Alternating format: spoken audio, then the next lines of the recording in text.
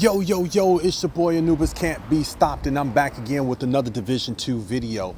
We are going to be going over a couple of things today. One, the floor 100 grind and how long it will take to get to the floor 100 and how you can shortcut that and circumvent a lot of that. And two, the bighorn grind and how you can go ahead and get yourself a bighorn in the process. Okay. Let's go ahead and start with number one. How can we get to that Tempest exotic pistol, which it has the highest stats of any pistol so far in the game? Let's go right into it. So if you're getting to that Tempest pistol and you really want this weapon, then what you're gonna do is you can matchmake to get to a floor higher than 50.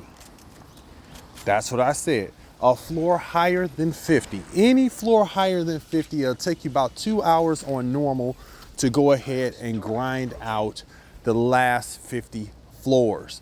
So 2 hours, but you can, in those 2 hours, there's two things you can do. One, you can get to a floor, go ahead and grind out a boss or something like that, and get some optimal gear, or you can actually be looking for pieces that you haven't been looking for under a either hard or challenging difficulty, which you can solo that no problem with the build combinations that we have in the game now. And with some of the very powerful builds that we have now, you'll literally be melting everything in sight. Or, now this isn't an or you can go ahead and matchmake, and hopefully somebody's on floor 90, 99, 89, something like that. But don't be a dirt bag and don't help them with the floor. Finish the floors out at that point, and then if you want to jump out and go home and do whatever you want to do, jump out, do whatever you want to do. Now for the hunters, they haven't really gave us the drop chance other than it's 45% drop chance that you'll get the Tempest from completion of the summit at floor 100 on legendary. On heroic, I don't think they gave us a drop chance of how long it would take or what would happen to get the Tempest at floor 100 for heroic. I think it was 35%. I think challenging drops it lower, and of course hard and what's the other one? Normal probably would be the lowest drop chance. It might be a 0 drop chance for the lower ones, and there is no blueprints for it right now. There's no blueprints for it right now, so don't think you're gonna get the blueprints to this and things of that nature. The answer is nay. You will not get any blueprints for this at all. So being that you will not get any blueprints for this at all, so the way it drops is the way it drops. So if it drops with damage to armor, it's gonna drop with damage to armor. If it drops with damage to targets out of cover, it's gonna drop with damage to targets out of cover. If it drops with headshot or anything else, that's what it is. Now, you can farm this over and over again until the climax mission. You guaranteed one at the end of this year's climax mission, you know that. So as long as you do it on master difficulty, you're gonna get this pistol no matter what. If you really want it now, I think it's gonna pop up in PvP really soon. So I would get my hands on this ASAP if I was you, because that's just what we do as PvP players. We go and we grab that stuff right away. Now, what they are going to give us at the end of the new climax mission is unknown. We know nothing about it. We don't know what's going to come of it.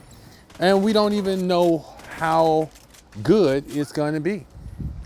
Are they going to give us Lexingtons and turmoils at the end of the climax mission? Are they going to give us new mask, chest piece, backpack, knee pads?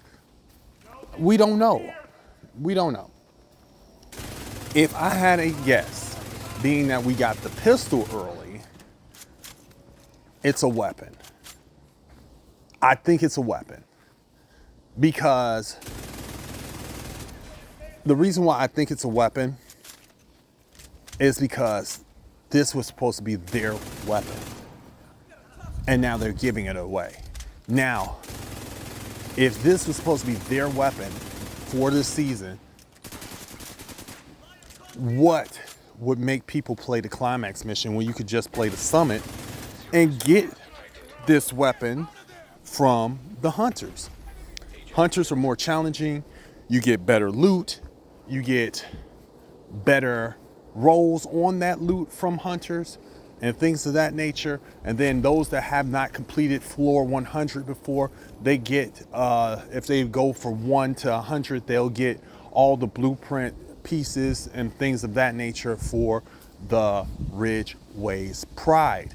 So my question is, what would make it beneficial for people to play the climax mission? They have to come up with something amazing at this point for the climax mission to be relevant. Just saying, it has to be something that absolutely guarantees people will go for that climax mission. Last season, it was the hunter mask, and we had to kill the 4 hunters. No, that wasn't last season. Season before that was the 4 hunters. This last season was the Tinkerer. And this season was supposed to be the automatic pistol, but being that the automatic pistol is already here, there has to be something else better that they have to release for that. Now, getting into the Bighorn grind of things, just to give people a heads up on how to grind for the Bighorn. The Bighorn is grindable, easy peasy lemon squeezy. All you have to do is get to one of the 10 floors. When I say one of the 10 floors, I mean 10, 20, 30, 40, 50, 60, 70, 80, 90, 100. Well, there's a caveat to 100 though. The name boss is the hunters, which ends the whole thing, okay? So instead of that, you got 9 floors to worry about, and they're all on the 10s, all right? So what you do is, if you go from 1 to 20, I think it's 1 to 30 or 1 to 40, you get 1 boss. From 40 to 60, you get 2 bosses, and from 60 to 90, you get 3 bosses, right? Okay, now what you do is, you put it on legendary. You farm that 10th floor. You fight the NPCs, you fight, like, it's gonna be 3 waves at one, 2 waves on another. No, I'm sorry. It's gonna be 6 waves on one. That's the, from anywhere from 60 to 80 could be 6 waves. From anywhere from 40 to 60, that's gonna be what? 2 waves or 4 waves, I should say. You're gonna get a wave, a boss, a wave, and a boss. Then when you do the higher floors, you get a wave, a boss, a wave, a boss, a wave, a boss. That's how that works. So the best way is to get one of the higher floors, have your best build that you could possibly have, throw on the gunner specialization. That way you constantly keep getting ammo returned back to you. Therefore, or stay next to a ammo box, you are going to get bombarded by all types of stuff. Try to have some survivability and things of that nature. Utilize your corners and stuff like that. They are very rushy, so therefore you can literally eat through them if they rush up on you and stuff like that. Your best friend, I do believe, is going to be your pestilence. I am working on a build right now that combines striker and tipping scales. Yeah, yeah, I'm doing something dirty. It's something dirty, kind of like Umbra that I'm doing. I did it with Umbra as well. Something really, really dirty. It gives you a really, really high rate of fire. And if you have something like a frenzy or something like that, it's even worse. Frenzy's even worse. You empty that magazine, and then you literally have striker and you have Umbra going. You'll literally empty that magazine in no time. No matter how many bullets you have, 130, 140, it doesn't matter. You're gonna empty that clip right away. And then if you're using something like the Tinkerer, and you also have something like a 42% damage increase from amplified damage increase from the streamline talent, you really got a problem, a huge problem. Do you hear me? Now, those are some of the things that I'm working on right now. If you want to go ahead and try out some of those ideas before I actually make the build, go right ahead. I would be more than glad to see somebody with that build. Now, I'm gonna tell you like this: in PvP, it's unstoppable. If someone gets caught in front of you with that kind of burst damage, and especially if you're using something like a Slipknot or something like that, not a Slipknot because that's the name version, but if you're using something like a whatever, you can use whatever type of high velocity LMG where you're just dumping the mag, yeah, it's going to be a problem. And with the gunner specialization, your reload is faster. If you're running the two-piece striker, you get weapon handling. If you're running in the two-piece striker with the Ninja Bike backpack and the three-piece Umbra, you're getting rate of fire, you're getting the weapon handling, you're getting the weapon damage, you're stacking those stacks. Unfortunately, being that you're not running and gunning with this build, because you're going to be very squishy and it's legendary content, I would say that you're going to still have a little bit of a learning curve, but after you get past the learning curve, you'll be fine. You'll be melting through things, no problem. If I was you and I really, really just want to sit back with as much damage as I possibly can get, then I would say going with a high-end build with all weapon damage, okay? And make sure that the last piece is the turmoil knee pads. That way you're taking off other people's armor as you're killing one, okay? Well, I'm gonna leave you with the footage of me farming the bighorn. I think I showed 2 of them while I was doing this, but I ended up with like 3 on this day. It literally took me about 2 hours and I got 3 bighorns. 2 hours, 2 hours, 3 bighorns, a bunch of gear, some pieces that I was looking for and things of that nature. I'm gonna have a new build coming soon, so don't worry about it. You'll be able to see it in its full glory. And it seems like every time I try this build out, I literally get called into a retaliation. And so I end up having to drop the mission that I was doing and go right into retaliation, which is nuts. Kill squads are so easy with the builds that I'm running. It's not even funny.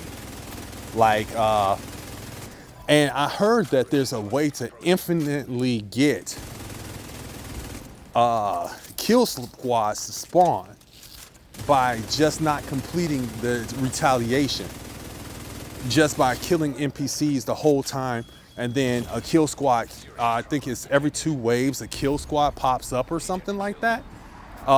So if you're able to sit in one spot and take out NPCs and keep taking out the kill squads, because the kill squads give you like 3 minutes back every time you take out a kill squad, you might as well just farm kill squads.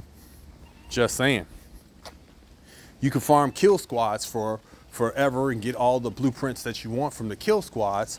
And then once you finish up all the kill squads and you get all the blueprints that you wanted, then you can go back to farming the retaliation the regular way, get all the blueprints from the regular way, and then you have all the blueprints for all the exotics that are in the game. Other than raid exclusives or anything that's project related, like the Regulus, the Nemesis, Ridgeway's Pride, Dodge City Holster, and things of that nature, you won't be able to get those. But thank you so very much. I appreciate each and every one of you that watches my videos. You are the reason why I do these videos. You are the reason why YouTube channels like mine grow. So I appreciate it. I'm looking for ways to give back to you all. I'm working on some things. Please bear with me. Keep liking, keep subscribing, and keep staying frosty out there, agents. Because guess what? I will see you in the next one.